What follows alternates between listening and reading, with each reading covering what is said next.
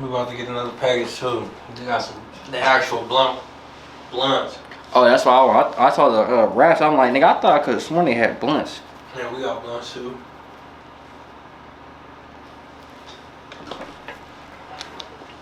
Alright.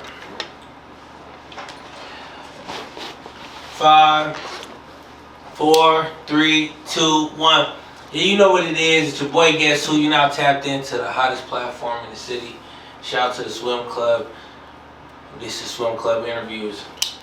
Hey, we got a special guest in the building. Go ahead, bro. Introduce yourself. Stoney whacking this motherfucker. You already know me from other music that I've been creating right now. I ain't been making nothing like recent, but you're gonna be seeing some new shit soon. Man, for shit show. Before we get started, you know what I do. I gotta always shout out to our sponsors because they make this machine move. Shout out to Paramore. You need them new outfits, come get with us. You feel what I'm saying? We got the deals going for them. Shout out to Metal Water. Shout out to T's Chicken Trap. Always shout out to T's Chicken Trap. They be holding us down. And shout out Coast to Coast and Colors, Cones and Wraps. So for the people who ain't too familiar with you, bro, let's get them familiar with you. Where you from and how'd you grow up? Well, I'm born and raised from Las Vegas. Kind of like back and forth from the west side in Summerlin. Like I was pretty much born in the west side, and then once my mom and my dad kind of split like that, it kind of like went from my mom moving with some girl over here on Summerlin, and I'm going with my daddy on the west side. So it was kind of like a pitter patter. So I've had different views on every place, like the hood, and then the nice little suburbs, if you want to call them like that. What was childhood like for you? It was good to a certain age, like from like 10 and lower. I had a childhood, I say it like that. Like at different points, I didn't. When I was maybe like past 10, my mama left me at 10, and I kind of had to grow from there. But my childhood before that was a childhood. Like I couldn't be doing all the crazy shit like that. I was trying to stick to myself. I was doing like writing music and shit like that, just finding something that I wanted to do with my life. I was being outside, just being a kid. So growing up in Las Vegas, a lot of people have a lot of misconceptions about what Vegas is like. What is the biggest misconception you done heard about Vegas? It's more so that I've been hearing this a lot now, that no one really thinks anybody's outside the strip. There's a lot of people outside the strip. Like, a lot. And like when it comes down to it, it's an understandable thing because a lot of the movies and all the different like videos that people do, it's only gonna be on the strip because that's what people see. But when you go anywhere else, especially like when you go to north, west, there's so many different things that you can experience at different food places and all that in my opinion is better than anything and cheaper than anything on the strip. They don't really realize that because when they come here, they go to the casinos and they pay all their money to the casinos. And I don't think they got enough money to be going out to go any fucking where else. They putting all this into the strip. Like, that's what all they see. So, in my opinion, I hear a lot. Like, no one really thinks anybody's outside the strip. Like, we just have that. And then everything else is just, like, Reno or wherever fucking else you go to. And that's where people live at. But we got too many places out here that actually is just filled with people. It's big, but small. What's the culture like in Las Vegas? The culture is kind of like anywhere else, to be honest. But just we have our different way of doing things. Like we have our little like our West Coast vibe to us. That's just what we are. Like we got that little tone to us. But everybody just have a different way now, especially because a lot of people are not really from here no more. Like a lot of people are just moving out here and just living out here. They don't really have that stick to what the fuck we are right now. We just everyone is just who they are. Like, I see too many people that are just from different areas and are not just from here. Like, they just moved out here when they were younger as kids or something like that. So, they experienced it, but they really ain't doing very much to have, like, a culture. Like, we stay the same. Like, we have the hood niggas. We got the nice area. I just went over there, and I just realized we had, like, a nice-ass fucking 4 to 5 different, like, communities into one community. It's like a big ass golf course in the middle of this shit. I've never seen this before, and it's over here. It's like maybe like 10-15 minutes away over here, and that's like where all the rich people would be at. Motherfuckers playing golf with ducks. Huh? I've never seen no one. That shit is new to me, especially because I went to like the farthest out of the west side to Summerlin, cause my mama she into girls, and well, not no more, but she into girls when she was doing her thing back in the day. So my dad was her first ever man she ever been with, so it's kind of a little different. And she flaked off, went with some other girl, and I moved over in Summerlin with some fancy ass rich black girl. So I had a different experience because of what she was doing. Like, I kind of got split off, and I had that shit Mondays through Thursday or Friday with my mama, and I'll go with my dad on the weekends. What was some of the biggest obstacles that you feel like you had to face growing up, especially doing that, having to go from one extreme to another? I'd say dealing with my family, because I got crazy ass family. Like, I am mixed. So my mama's mama is white, and my dad, grandma, black as hell.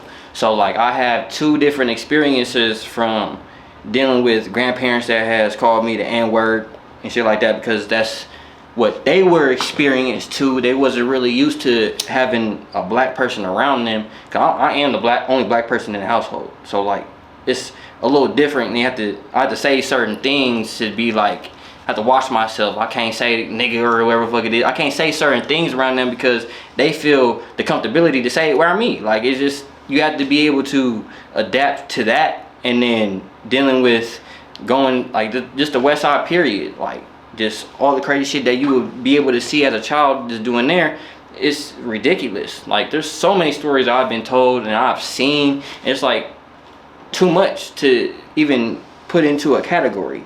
It's so different because of I wasn't always in one place. Right. That's the one thing about it. It wasn't always just stuck in one place. So I had the point of view of everybody, and I've had the experiences that a lot of people don't have because they in one different area or they stuck in one area. So my experiences is a little different.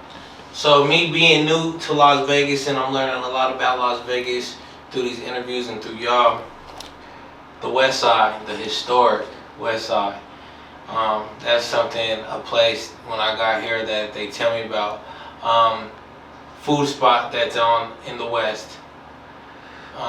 Historic food spot that's in the West. Well, I like grits.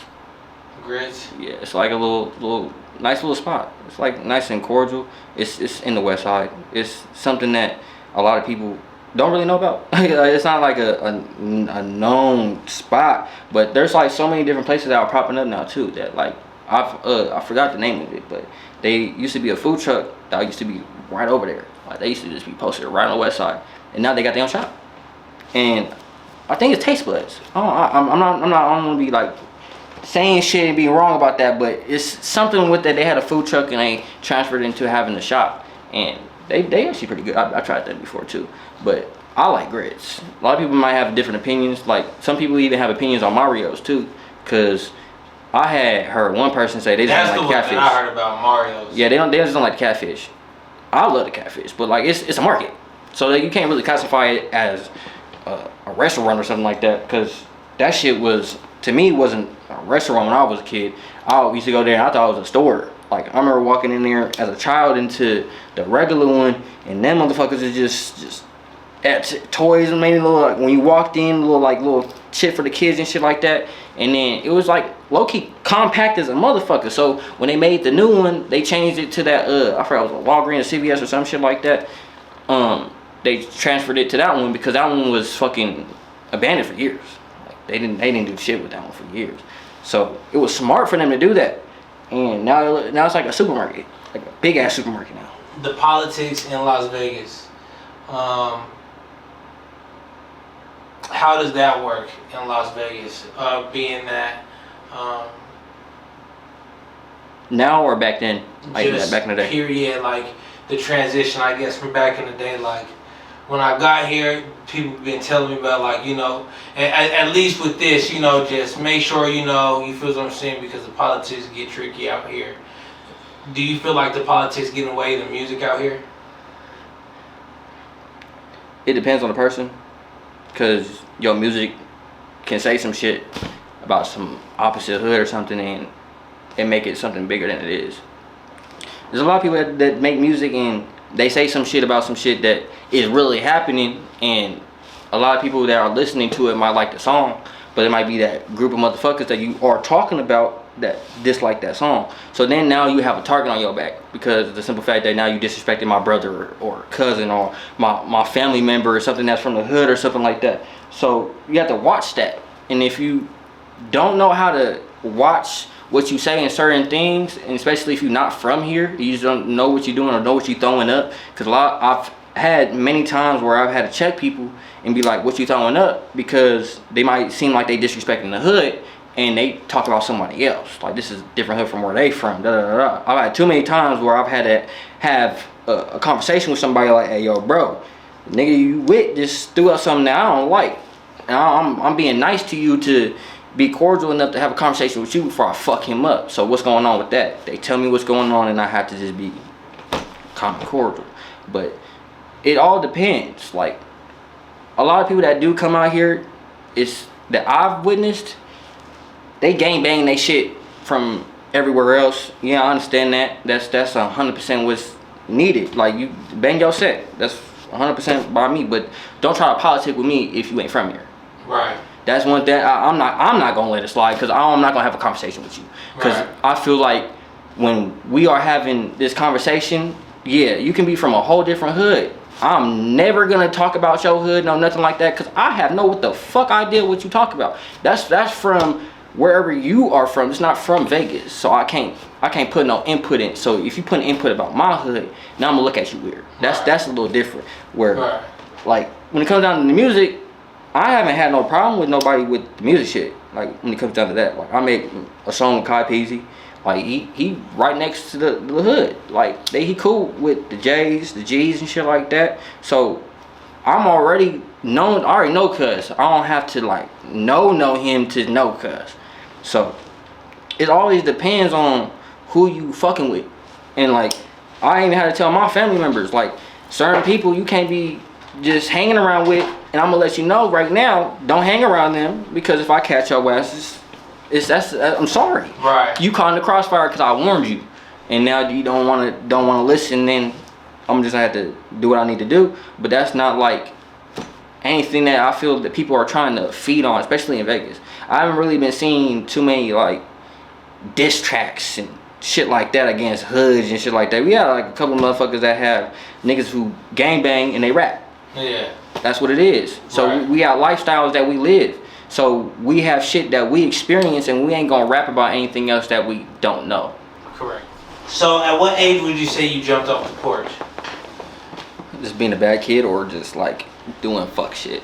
Yeah, just when you would say like, When I realized that like this is what I'm participating in. like 14, 15. I wasn't like young as fuck. I jumped off the porch young, but I wasn't doing crazy shit. I was just doing normal shit that little kids were just testing out. Like just being with your homeboys and trying to make some money. That's exactly what it is. Like but I've always had different ways of doing it. So I had that way, and then I had the hustling way.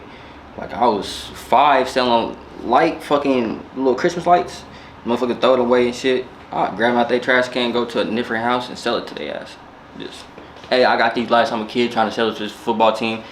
Didn't play football. So I'm just trying to make some money in my pocket. And that was always my thing. So when it came down to it, when I had people around me, it was all about money. So when I was like 12, it was only like, I had no one to buy shit for me because my mama left me. I had to deal with that shit. She was going off back and forth. She was around, but she wasn't around. Like she saw both her, like just doing her own thing. She had her demons to fight. So you can't fight demons with a child. So it's gonna be very difficult. So she did the right choice and gave me to my father, and the wrong way, but right choice. So I'll give her like that. But I went with my father. He was on the west side. I was on the west side for a good like 6 months.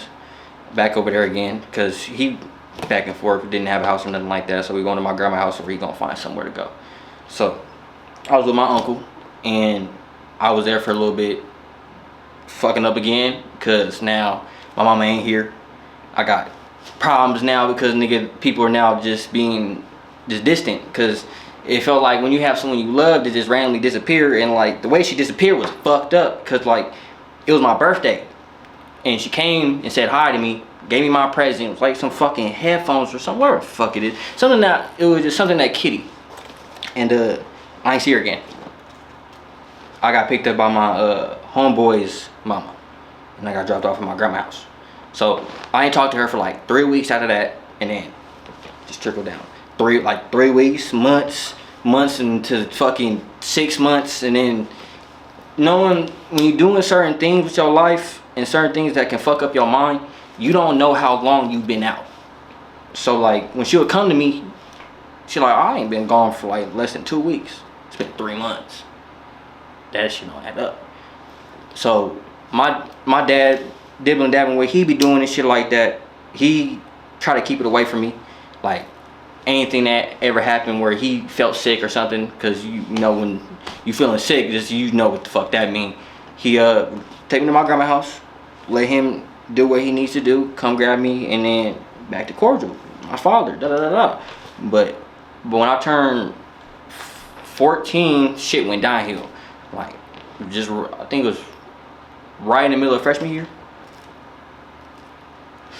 He digged into something else. My bad, girl. He got a little too deep into it. It locked him in, like it fucked him up. So I had to deal with being pretty much a demon in his eyes, because he couldn't see me as me, because he was doing what the fuck he was doing. So I was kidnapped, thrown in cold showers. And I'm gonna dig into that one, the cold shower shit, because that's the actual reason why he did that. But I'll put a blade to my throat. It's a lot of shit that he did that was just unnecessary for the reasonings why he did it. And I have full evidence of this shit. Like there's still the weapon that he used at my house. Like it's a fucking tool, but nigga, that's motherfucker, that's real close to, no nigga should put a saw to somebody's neck at all if that's just someone you love. So I understand why he did it. You got fucked over with some shit, but there ain't no reason to do that. Like it's just, I understand you, but I don't understand you. So I had to kind of grow myself into the man I am now, to show a lot of different people, especially with my music. It might sound like just all hood and just gangster da da da da, but that's some shit that I really experienced. Like some of this shit might seem crazy, but like a lot of this shit is actually had an experience. I've heard stories. My father experienced motherfuckers getting their head gone, da da da da. It's a lot of things that Vegas is crazy. Like, what was the biggest lesson that you learned from all that?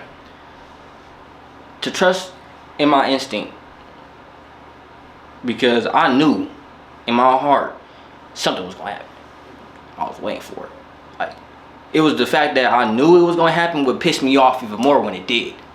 Because when other people saw it and they didn't see the full extent of what happened to me, because it was a full like 12 hours I had to deal with this until I escaped. The motherfucker pretty much bamboozled everybody, because he know how to make people and manipulate. He's very good at that. He taught me how to. That's the fucked up thing about him, because he put me on a lot of game. That's how I know how to play dominoes, because we would be sitting like how we are right now with a table in front of us for 4 or 5 hours. Not if I want to or not. Doesn't give a fuck if I want to.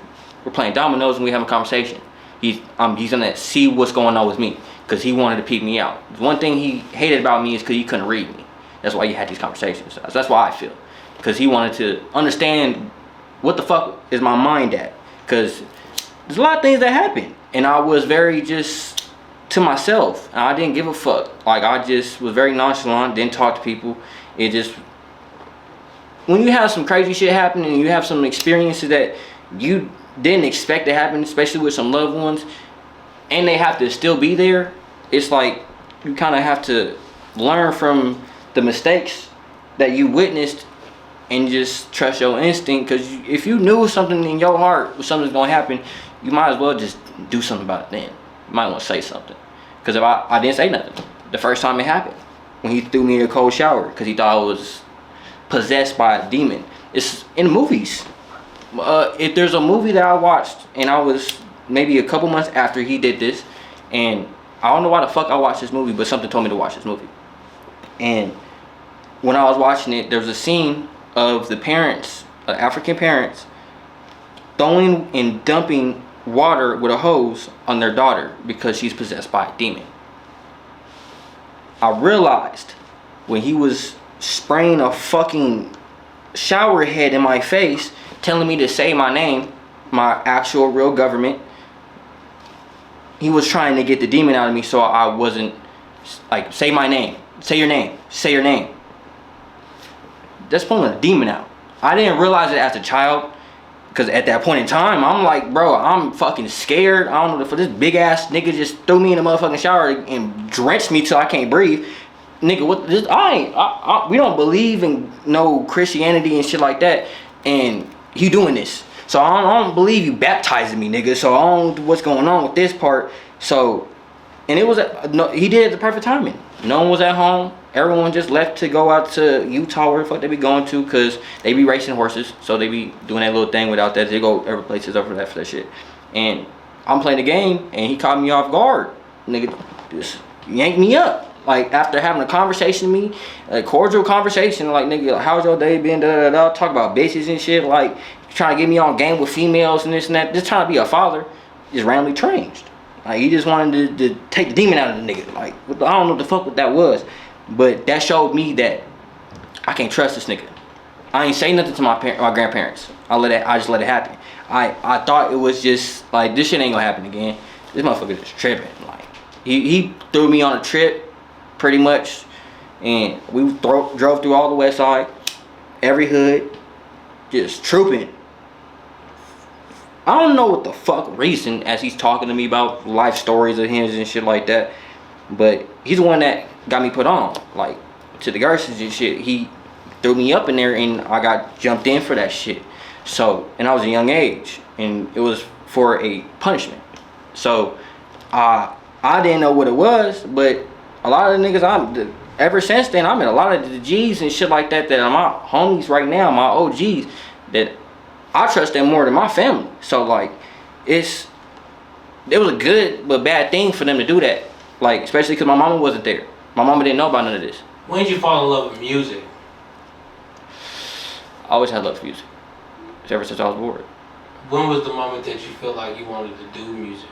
Can you remember, like, the moment you was like, was it your first rap? Was it like somebody telling you? I got the perfect thing for you. My uncle's TQ.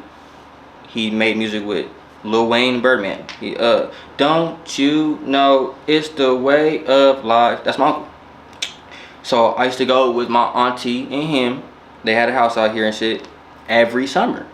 So I had shit from 4 or 5. I was always experienced with him. He had a studio. He made music. Going out to California, performing with him. I have a photo of myself as a child with cornrows and glasses looking at a crowd. Cause, nigga, as me being so little, looking at a crowd, and we're in LA, paid for two hotel bedrooms, one for his music video and one just for us. No, 3, because he had our own bedroom for him and my auntie, and we had our own bedroom. Like, look, it was like, bro, I want this. Like, he had the same bikes off of Gin and Juice when he was riding the bikes and shit. He has those bikes, not the replica, the bike. He has both of them, the one that had the behind and the one he was on. And I remember walking into the goddamn garage looking at those. Oh yeah, that's Snoop Dogg's bikes. Nigga saying it so nonchalantly, like, yeah, I got those from him. Nigga, what? Like, I'm hearing his music, I'm like, alright, for sure. I'm witnessing all this shit. My father was a rapper, but he never went very far with it. He had some, hopefully, I don't know if he dead or not. If you alive, tap in with me. Money, I know you know me, motherfucker, you see me. But, he was making music with some Mexican dude, and, I started learning how to burn CDs. Like, I wasn't fond to the new shit. Like, that's why I write in notebooks. I don't use my phone when I be writing. That's, to me, is just uncomfortable as fuck. I do not like that. Like, I want to be able to erase it with a pencil. Like my homie says, like, you must be a jailbird. Like, this, you write like you in jail still. I'm like, nah, it's just comfortable. Like, it's just how I feel when I'm writing down this shit. It feels more just effort. I have more effort in this shit than typing it down. And if I lose this phone, I'm not gonna have that shit. So what is your creative process in writing a song? When I'm writing, I just pretty much just sit down, find a beat, and just, I have a little corner that I got little like posters and shit, little El Chapo posters and shit like that. And I just sit there with my notebook. I might have a blunt, might have like a background noise, so like to play a fucking random movie or something, so I don't have to like stuck in my head in this and just start writing. But what I do is, and I had to tell my homeboys this because they be like, oh, I only freestyle. Nigga, I freestyle too. But I freestyle and I write it down. I freestyle a bar, write it down. Freestyle a bar, write it down. And then now I have a full fucking song in the span of 30 minutes. Because I'm repeatedly going back and forth and figuring out what I need to do with this shit. And then when I put it out and start going to the studios and doing it like that, it sounds good. Like, it's not like every song that I write is never gonna be the exact song that I'm gonna be fucking with. Like, it's not. I just made 4 songs. I only like 1. I don't know why. I could never tell you why. It's just when I'm writing it, I have a different vibe. But when I make it, I had to put some type of effort into it. So like when I made these music and shit like that, when I went to the studio the first time, they tried to throw auto-tune on me. I told them niggas, take that shit though. Fuck off. I don't sound right. It sound like I'm singing in this mic. I'm not singing. I'm trying to tell a story. I'm trying to say something to somebody to see if they enjoy it. Like, I'm just testing the waters. Because I didn't start rapping until March. Of this year. Yeah. And I think I started on BandLab. So it was like already an experience of me just writing as a kid, but I never took it serious. I wanted to make beats. Studio essentials. What are your studio essentials? Shit. Pen and pad. Myself and I. Something to keep me protected. And pretty much about it. I don't need very much. All I need is a motherfucker who knows what he's doing with that computer. And I'll spit something, and if I like it, I like it. If I don't like it, I'm gonna tell you rewind that. And then once we finish it, I'm gonna see if you like it. If you fuck with it, I'm gonna see if I fuck with it. And then I might that's why I post a lot of my music with y'all, because that's just like a good thing. I just like see if y'all niggas enjoy it, because you have so many different people. Like, you have different genres of different motherfuckers that listen to music in different ways. Cause I listen to all genres. Like, there's not one genre I haven't listened to. Like, I might not fuck with it, but I'll play it. Simple as that. Like, it sounds good. Like, blues, love it. Like, I just love I don't know none of the niggas, but the tone, just the way that they do the music and the way that it sounds. I got a lot of family from New Orleans, so like I'm used to that.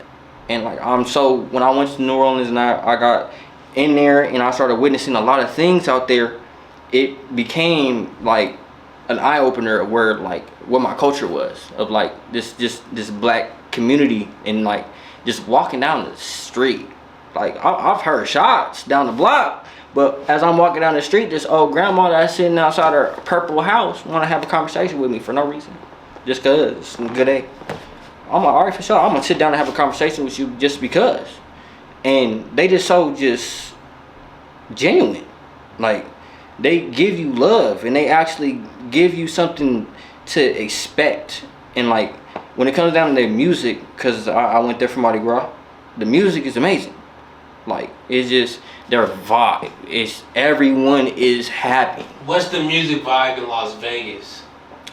Our music vibe is like, what's the culture like in Las Vegas? What's the music scene like in Las Vegas? The music scene in Vegas, we got a lot of niggas that are from hoods and different politics and shit like that, and they really just gangster rap. We got some storytellers.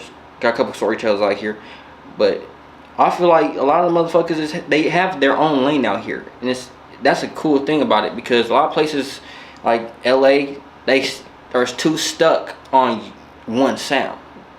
They only know one sound, or they have an area that's like the different areas they have in LA, they have their own particular sound. We have everybody out here, not just one. We have artists out here.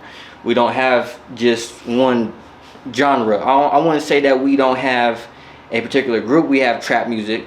We got the motherfuckers singers. We got them motherfuckers. We got R&B.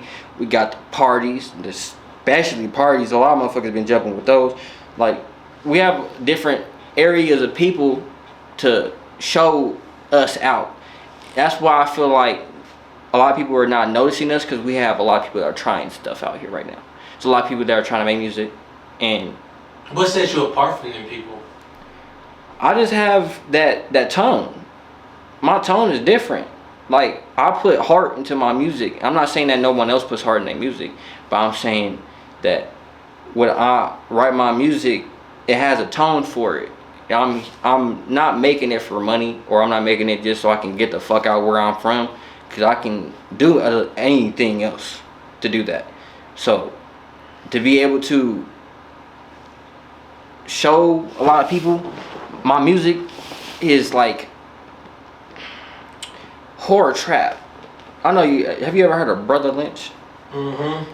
I wouldn't say I'm at the extreme, because I'm almost there. I'm getting close, because I got a lot of shit that I've been writing that's getting to that extent. I was in the process of writing an album called Baby Lynch, so I have a tone like that. My tone is very raunchy, and just, it makes you want to go do something. It makes you pissed off for some reason. Like, it's not making you pissed off to the fact that you want to go just like spaz out on the next person next to you, but it makes you think about the things that has happened in your life. It makes you be like, I want to fuck that nigga up. He fucked my baby mama.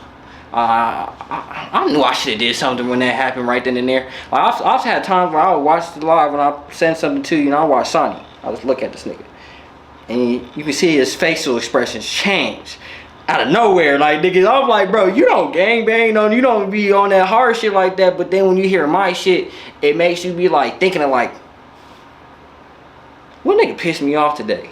Cause like I can slide to that. That's something that I can go ahead and put in the car, nigga. I'm about to go slide in this nigga because he pissed me off. So I don't particularly like that niggas want to do that with my music, but when I started making it, that's what I saw people enjoying. What is making it to you? At what point you feel like you made it with your music? When I am comfortable, not wealthy, but comfortable.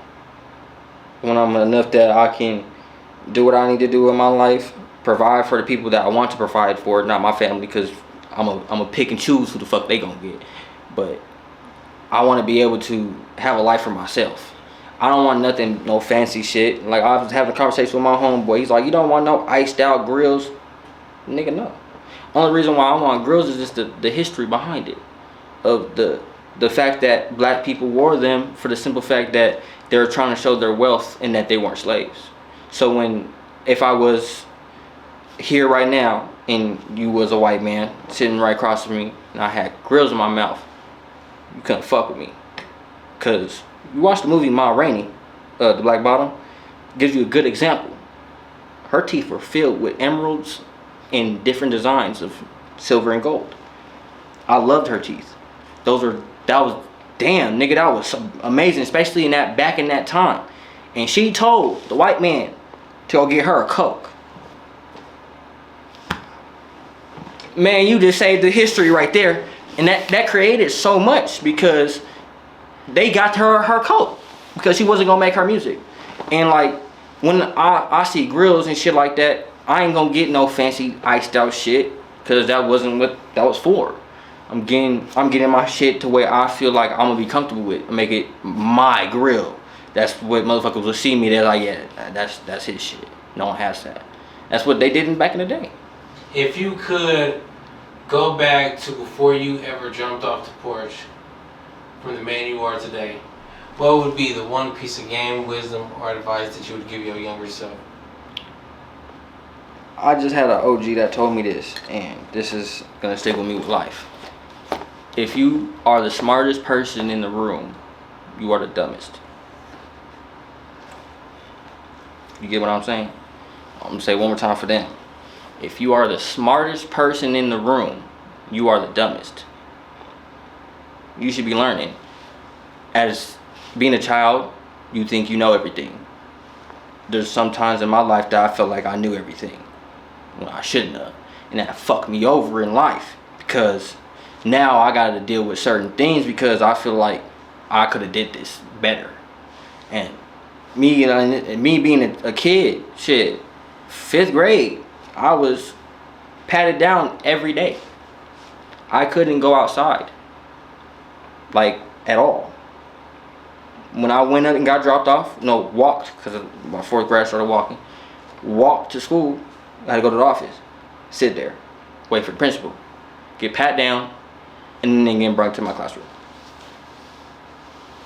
I did some fuck shit, so they had to do that. And it was either that or I'm going to jail. It's a juvenile. And I don't know what the fuck my mama did, but she worked her fucking magic and got me out of that. And I was checked every day. It got to the point where they stopped checking me, then I did some fuck shit again, and they had to check me. They had to start checking me every day again. But I didn't understand boundaries when it came down to my anger.